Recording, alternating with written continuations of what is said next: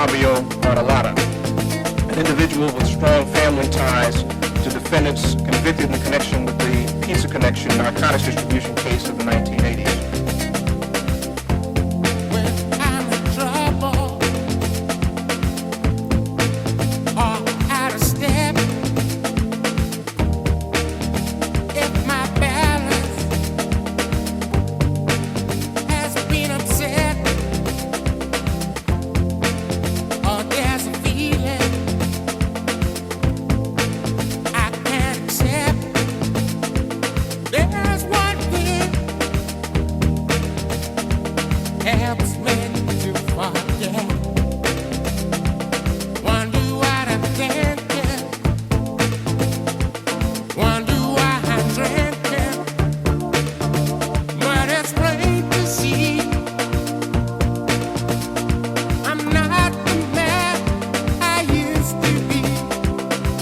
Out of a coffee shop in the Ridgewood section of Queens, who have engaged in numerous armed robberies and other violent crimes. And it's a shame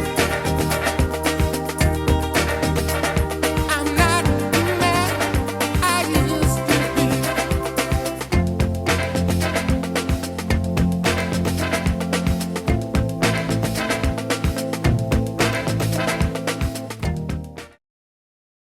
Hello and welcome back to 52 Topics with Frank Fiordolino. Ridgewood, a true story. Season 2, Episode 2. The Brooklyn Farm. And in saying farm, we're speaking about the idea of a farm team, a minor league, so to speak.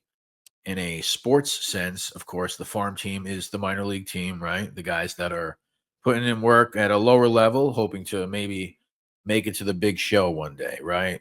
Yeah, it's mostly used in the baseball terms, in the baseball world. But it's the semi-pro teams that are looking to one day become a pro team.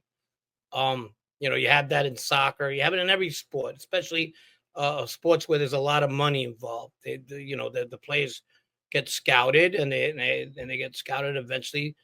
Their dreams, their hopes, not all, but most, to be part of the big leagues. Exactly. So last week we spoke about a lot of things, the Baccarat game, but we did bring up a new character, Dino Calabro, your cousin, who's living on the other side, Brooklyn down there in Bensonhurst, Ridgewood. It's like another planet there, So he's over there operating with his up and coming buddies. And we're going to get to that because the neighborhoods are extremely different. The characters are different. But at this time, before we get to that whole scene, what's going on with you and your buddies? What is it? We're late 90, 91? Where are we at right now? Exactly. We're about 91. And this is why Dino comes into the picture. Because him and his friends are having their kind of little war between other neighborhoods. But we'll get to that. As far as myself at the time, the Baccarat game, which I work for my uncle, because my uncle runs it for his crime family, is about to end. And I'm kind of like relieved because it was been 3 months of kind of like a 24/7 type of job. Good. The money was good and all, but I remember, I think the other day off was Christmas. So we ended up going to see The Godfather 3 with a couple of friends of ours. And it was also Paul's birthday. So we all ended up going to the movies and watching that horrible film. I mean, I just didn't like it. He liked it. Paul was a little bit more deeper when it came to certain films. He's like, well, you don't see this message, what it was giving. He actually liked the film.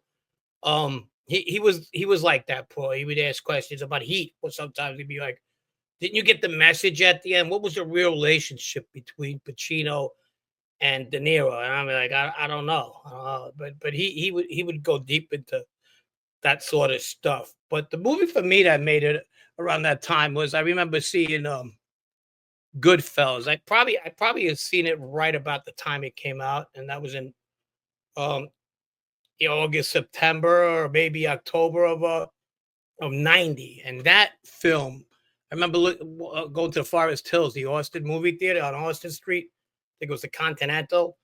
and I came mesmerized. That was my godfather for a lot of people who grew up in the 70s. That was that. Holy shit! This is what this is about. This is so real. I see this like so many times, and I didn't even have to act it out because the minute I walked out of that movie theater, I was in Queens, and I see these people all the time. So it was a surreal experience for real. Yeah, I mean, obviously it helps that this is a lot of Queen stuff going on in that movie. Of course, Vario's like a Canarsie guy, or whatever, but it's a pretty Queens-esque type film, right? Especially when you factor in JFK and all that other shit. So Well, even me, I didn't grow up a fucking gangster, but I'm a Queens guy, so for me, it's even fucking cool, to be honest with you. But I could imagine for you at that age, at that time, must have been interesting. it was. I mean, I was into year 5 of Gotti. You know what I mean? Gotti mania at that point, and the characters in that film were Italian American more. And what I got out of that was, um, I knew these people. In the last 5 years, I seen them. I seen their kids. I seen them at clubs. I seen them coming to the coffee shops or even the gambling halls that I've been working at. So I was like, oh, this makes sense. That whole Godfather, the Godfather in me was fairy tale-ish. I always talk about that. Um, Maybe back then it was more like that, but the mob that I knew or at present day was definitely that of Goodfellas. Yeah, let me ask you something because your family is the banana crime family, right? So Vinny Asaro, let's just say, who would have been a fixture in the neighborhood when you were around running the streets, did you connect him with that? Oh, for sure. Oh no, I mean, oh no, no, no, no, no, no. I was told that he had something to do with that, and No, that that's came what I'm out. saying. I mean, not No, yourself, but like, did you know, like, oh yeah, he's one of the fucking good fellas or whatever? no, I did not. I did not. I went to Really? school with Jesse, not right when the film came out. No, I went to school Okay. with Jesse Burke, and Jesse was Jimmy Burke's son, youngest son. And when that movie came out, everybody was like, "Oh, that's his kid." Now I've met Jesse Burke before, and he's furthest from his dad. He's a nice kid. I think he became a lawyer eventually. But night and day. Where his brother Frankie, I was told, who got killed, was more like his dad. Right, right. And for anyone listening, I'm not saying Vinny Asaro is a character in the Goodfellas book or the movie, but he's there. Let's put it, he's there, right? In reality. Oh yeah, no, he's involved in that, and him and Jimmy Burke were buddies, were butt buddies. I Yeah. don't mean it. I don't mean it physically, No, I hear you. but I hear you. yeah, yeah, yeah. So when I do start going around Vinny Asaro later on with Vito Grimaldi, yeah, that's definitely brought up a couple of times. Interesting. All right. So your friends, you're getting into that. Cool, cool. So yeah, so we have this idea, as we said, of these farm teams, and we introduced your cousin Dino last episode, a guy who was young at this time who's going to have a pretty interesting career in organized crime. What's going on though on the other side of town? Talk about Bensonhurst, Bath Beach. Tell me how that's different than where you're living. How is your cousin's lifestyle different than you and your friends? If you know that area, Bensonhurst, and I call it South Brooklyn. Some people don't like it, but that's where it's geographically set. It's in South Brooklyn. It's different from where I grew up in. Like Dino's family, obviously, is my family. They one time they settled in the Bushwick area, and then eventually moved out to Bensonhurst. But it was different for him than it was for me because we were prominently Sicilian people around, and he didn't have that. So he had to kind of, I felt that way, is try to hide his Sicilian until later on. Actually, what he was trying to hide actually got him into that life. People were like, "Oh wow, we didn't know that you have family involved." Like his grandfather, my father, they're brothers, and his grandfather was a capo in Italy, so that probably pedigree wise didn't hurt. Um, so that didn't hurt him, but the whole stereotypes, like by second and third or fourth generation Italians, they kind of like tease people in school who were really Sicilian. You have those stereotypes like grease, spoiled, and getting. I felt that Dino tried to hide a lot of that when he lived there, and most of his friends were Italian American. As he got older, he started gravitating towards the Sicilian side. And I mean, after he got made, so us Sicilians at weddings, we have the regular Italian wedding bands, or what they would call it, the zip Italian bands. When he got married, he went with the old like doo-wop kind of bands, or Motown bands, and not that it was a big deal. I love that, but you could see he was transforming more into an Italian American. Does that make sense? No, yeah, it makes perfect sense, and that's really what I wanted to hear, because that's the impression that I get just as an outsider. I pictured all those characters over there like very American. There's not to say Yeah. that there wasn't Sicilian over there or whatever it may be. Of course there is. So you said that your cousin, your father's brother is his grandfather. So he would be related to Giovanni Fiorellino, Bonanno Capo, but no relation to Uncle Cheech Navarra on your mom's side, correct? That's 100% right. That's Okay, so let's 100% right. get that straight. Okay. He's on the Fertolino side. Matter of fact, his mother is my first cousin. Her last name is Fertolino, my cousin Anna. Okay. Okay, good. Okay. And being that they were far, we were extremely close. Like his mom lost her mom when she was younger, and my mother was like a substitute to his mother, and they would talk on the phone every day. And he has another aunt that they used to talk to every day. We were really, really close for people that were pretty far, because for people who are not from Brooklyn or even New York City, it seems like if you look at mile wise, it's not too far. I'm talking about North Brooklyn, Bushwick to Southern Brooklyn, but at the end of the day, it's very far. You know what I mean? With the traffic and everything, we used to see each other maybe 4 times a year. No, I hear you. Listen, I grew up in Queens. I had, at the time when I was a kid, my sisters lived way out in Brooklyn. Honestly, I didn't see him that much, because it's not like you look at the Google map or the maps 5 miles, but it's a hard 5 miles. It ain't an easy five. Let's put it that way. But as far as his reputation and the people he was hanging out with at that time, when did you really start hearing about some of this violence? When I say violence, we're talking about violence from the youth. Obviously, Bensonhurst has been violent forever, but violence from the youth, people that were your age. Well, that's what was going on at the time. But Dino, in particular, he was a good car thief, and he hung out with a lot of car thieves. He was in the chop shop in business. He opened up a couple of auto body shops, and they were fences. But he had done 4 years. He got locked up. I remember my mother and his mother going to visit him in Rikers. So that he ended up doing like 4 years state time, and he came out. When he came out, he meets his wife, and his wife is the one who actually has the connections, even though he grew up with a lot of these kids, to the Colombo people, to Jueli. I think through the wives or so. I don't know if they're related, whatever, but they hook up. They end up getting together, and at one time, I think he either put hands on her, or just said something inappropriate. I know there's a distinction between the two, but it was pretty serious. And they came to his house. They rang the bell. They sent 2 guys to his house. He opened up, and he got shanked right there and then. And then next year he's marrying the girl. You know what I mean? But Yeah. it was one of those shotgun weddings. He's got shotgun wedding. He's getting married in January. So I'm a groomsman at his wedding. So he goes, "Come on, we're having a bachelor party. Come down." I said, "All right, I'll come down. I'll see what I can do. If I can leave this fucking game, I'll come see you." My brother goes, "Yeah, go ahead, go down." Different type of clique right there. I know at the time they were a farm team for the Colombos. I had a good idea that's who he was around. Yeah, for sure. And he would always talk to me like he's like 4 years older than me. He would talk to me like one upping, but in a funny way, like a giggling way, not a malicious way. Hey, whatever. You never seen a guy, like he would say, well, you never seen a guy fucking die in front of you?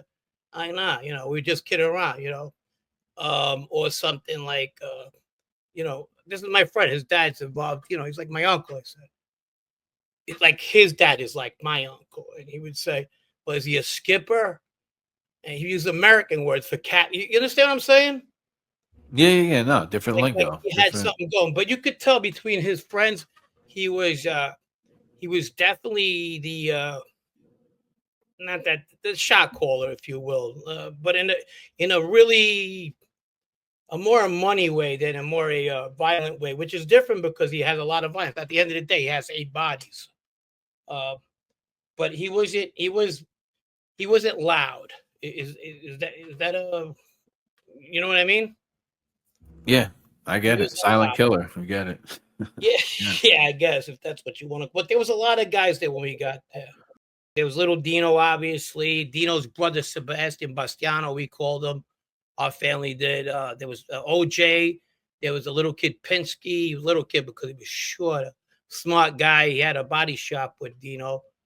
There was this kid, Vitali. There was Rob Jean. And then the kid who ends up getting killed, too, like in 95. Was there. He come to me in a second. Fucking what's his name? Richard Greaves, and they were there as well. I remember that was one of my aunt's favorite kids because he was respectful and everything, you know.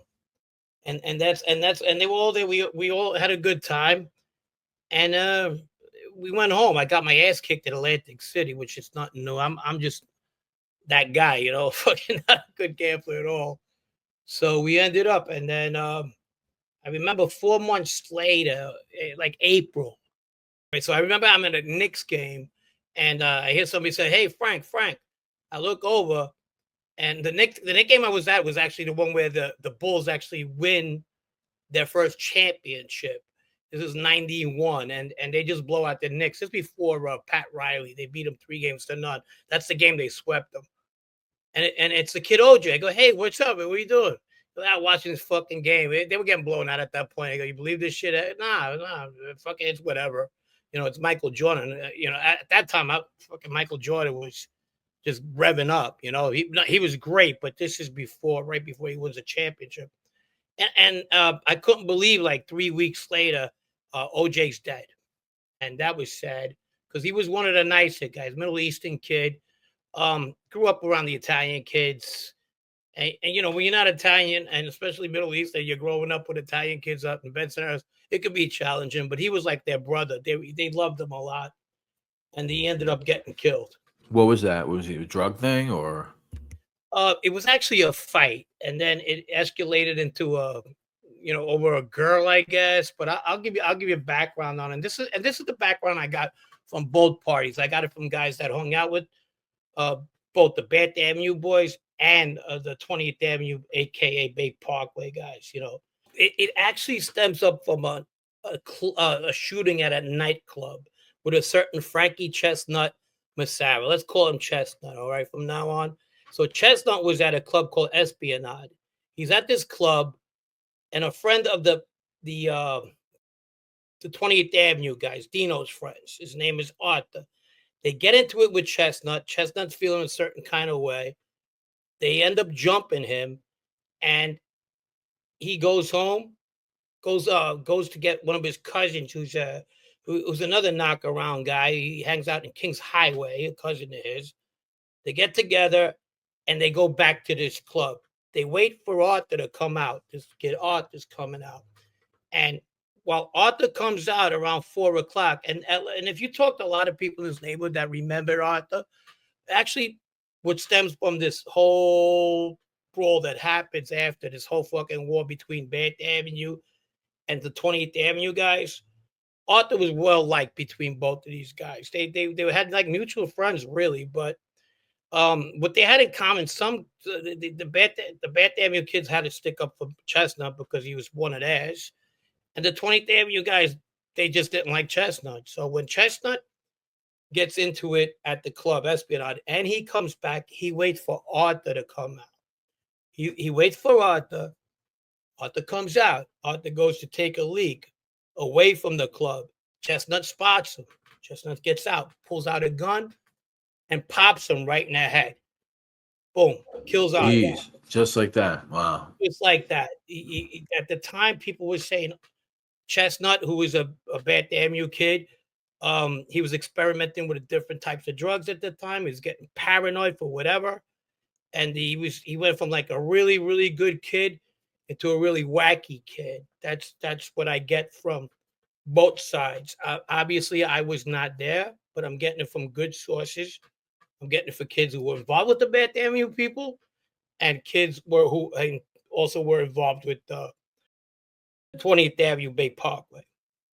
After that, um, things start fumigating. They start getting little nuts. At the funeral, people want revenge, but it seems to slow down somewhat. But the difference between these two neighborhoods is pretty interesting. You ask, well, which one of the two are more street, if you will? Okay, they're both street. They were both street type of kids. They were tough kids, tough groups. But the Bad Damn You kids grew up a little bit poorer. It seems like their incomes, their lower incomes, and they were a lot of mixed kids too. That's what I looked into. There was everything from Puerto Rican, mostly Italian, Irish, German, and this kid, some Eastern Europeans. To say, and then you got the Bay Parkway kids or the 20th Avenue. Let's call them 20th Avenue. They grew up hanging out in a candy store across the street from a church or at St. Dominic's. I remember because I used to go visit, and it was right there. And they knew each other for a long time. But a lot of these kids that grew up on 20th Avenue, they had ties to the Colombo family, or whatever. So they had more, if you say, nepotism going on than the other guys. But they were equally they were brutal as well. They weren't like just because we got a better end. They were probably middle class. Some of them, I would say. And Bad Damn You was just rough. But in Bad Damn You, they were better athletes. They would play each other sometimes at football, softball, and they would always kick their ass. Like say Paulie Galino, who was actually the leader of the Bad Damn You kids, and people always mistake him for being part of Spiro, like Spiro. But in reality, he was Tommy Karate's boy at one time. And when Tommy Karate got taken away, he kind of gravitated, or Spiro took him in, if you will. And they hung out at this Optimo store, all these kids. They would sell weed out of there. Or they would, whatever. They would steal Benzie boxes at night, and sell them, steal cars. They were the true farm team, if you really look into it. They were different from what we were like. A lot different, actually. Both of them were, but they were a little bit more. I don't know. I want to use the word hood than most farm teams you heard of. So when you hear like Jimmy talk about Jimmy Calandra, he's right. They were a different breed. For example, there was Tommy DeRosa. He was a kid known as Leadhead who used to sell weed at 12, 11 years old for Tommy Karate, right? He used to steal Benzie boxes with one of the guys who was giving me the stories, and he was a good kid. He would make money at 13 years old. He was taking 16 and 17-year-old kids out to the movies, hanging out with money he was making, whatever, from a hustler. He was a hustler, whatever. But he also had that Brooklyn in him. And one time there was this one kid, Carlson, who was like this family. His name was Carlson, I think Mikey Carlson, and his family was like a West Virginia family that lived out in Brooklyn. According to one of my friends, they just stuck out. They were a little rural, kind of. They acted like they came from and I'm not saying they did, a trailer in North Carolina, and so you could picture people fucking with them all the time. So little Tommy DeRosa, Leadhead, one word to the other, he threw a bottle at this older kid. He was like 18 years old, this Carlson kid. So the kid probably figured it's like every other day, I just fuck with them or whatever. The Carlson kid comes out with a gun and ends up clipping the kid, Leadhead, right in the back. Really? So it was 13 years old, this kid was, you said? 12, 13? 13 years old, yeah. The Bad Damn You kid. He's related to the Flat Top DeRosa. That's Mikey DeRosa. I know, they've asked me that before. No, this is Tommy DeRosa. Yeah, I figured somebody was going to ask anyway, so that's why. That's another guy, running around over there. Yeah, no, he just, no relations at all. I asked too. And legend has it, and I don't know how true it is, that the bullet, one of the bullets, or the bullet went right through his head and he spit it out. This kid, Leadhead did, just like you know, like tough as nails type of person. They said it was one of the biggest funerals in that area. Everybody showed up, and the kid ended up having to move some of his family too. The Carlson kid, and he didn't get that much time. Either he was a minor, or what litigating circumstances came out of that. But that was it, and that's how they just lived that. They got quick into that kind of lifestyle. You understand? Yeah, different than, I mean, can you imagine one of your friends blowing a 13-year-old's head off? No, but this 13-year-old didn't act like it. He hung out with 17, 18-year-olds. He was, this. I could have pictured the fucking amount on the kid, but they said he was a good kid, and whatever that means in our neighborhood. Right, You know what I right. mean? But back to Paulie Galino. This is a guy who had a future in Cosa Nostra. I mean, a tough fucking guy. We talk about Vito, and we will eventually on our next episode, Vito Guzzo. But Paulie Galino was that. What was his nickname? Brass, I think. And Yeah, Bully Brass. Yeah, I think so. Yeah. he made money. He was very good leadership qualities. He was molded around Billy Bright and Tommy Karate. Like I said before, Spiro came after. Um, the early version of his crew. People would tell me it was this kid Johnny Smash, the Ponzo brothers. They were fucking good. They were good with their hands too. The Fabrizio, he came.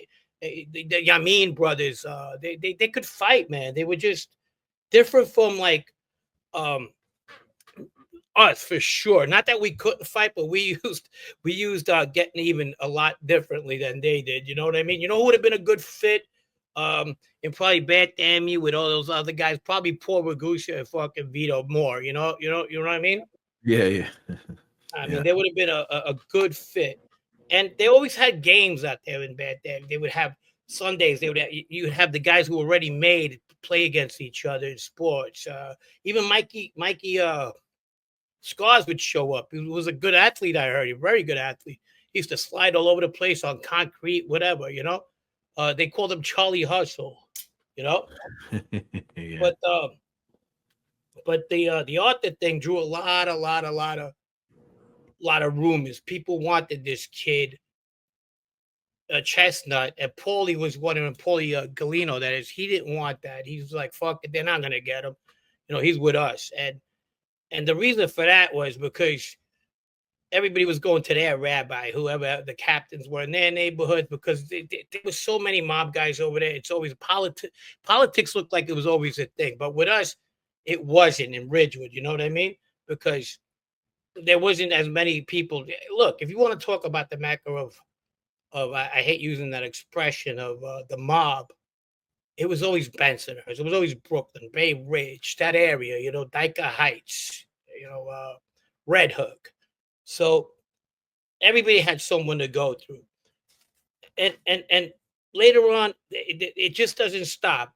This is how crazy. This is how you realize they're trying to do men things, but they're trying to do kid stuff at the same time.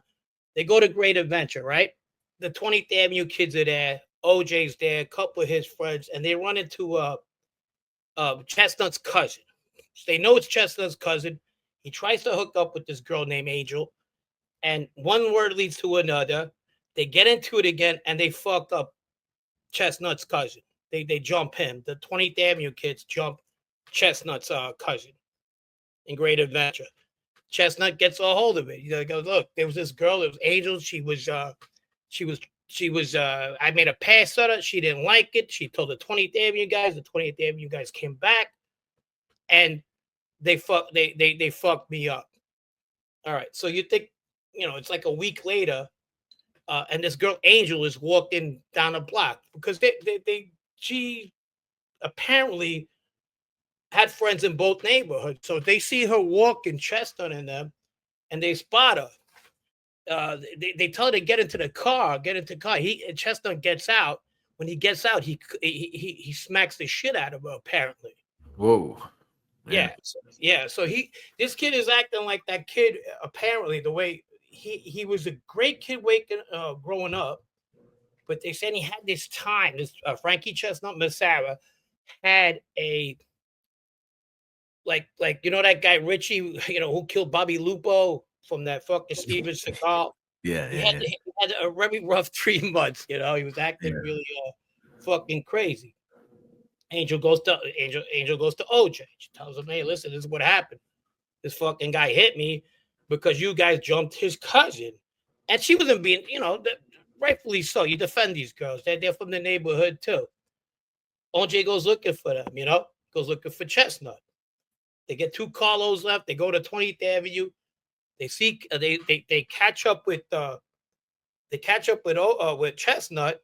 OJ gets out of the car, and this is why if you're ever gonna use a bat and you're ever in that life, make sure you know who you're hitting.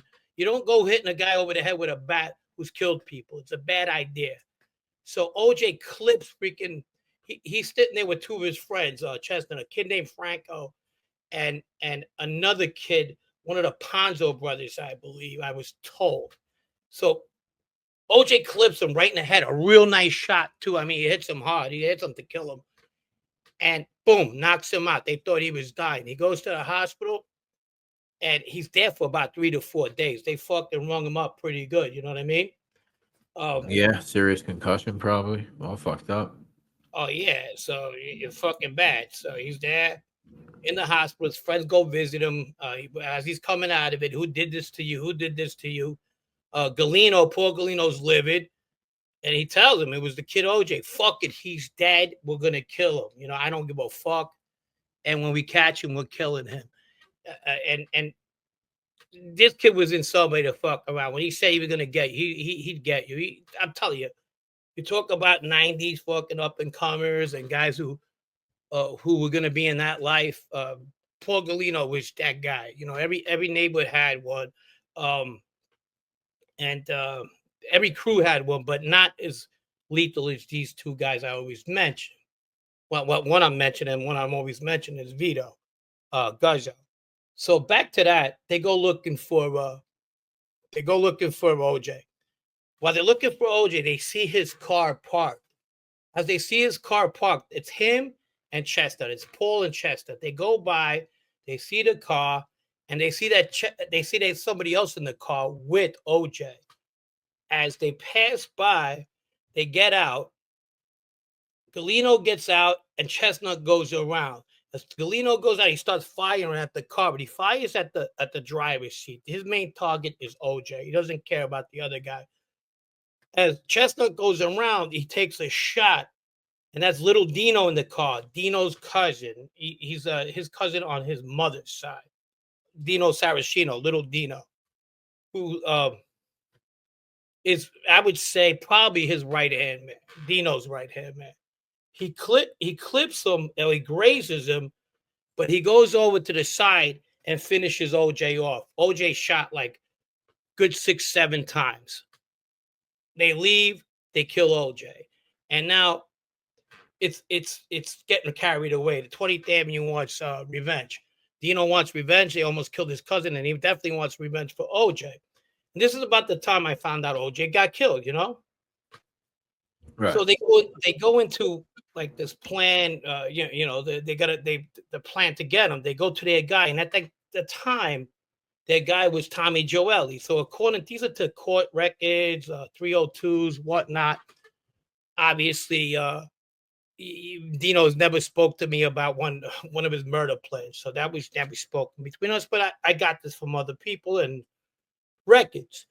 So Tommy apparently goes to Dino and goes, what do you want to do? I said, I want to kill this fucking guy. He goes, okay, go ahead, kill him. But, you know, if you're going to shoot him in the body first and then the head. That was a Tom Joeli technique he shared with these guys, you know.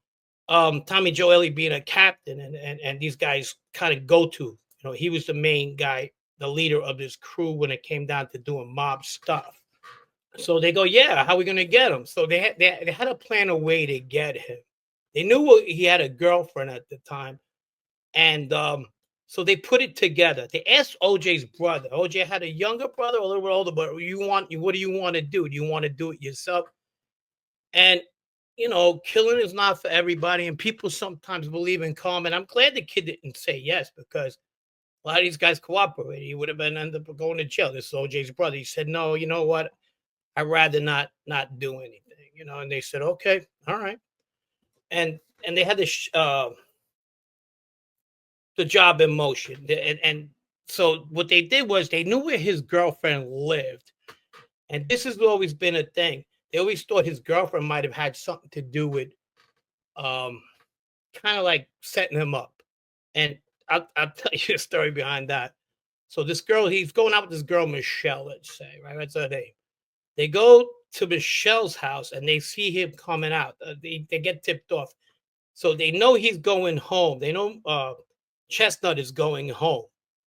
When he goes home, there's two cars. There's one car with Dino, Big Dino, they call him, my cousin, and another one of his friends, Mac, the guy Macintosh that was married to Linda Scarpa at one time. So they're both in one car.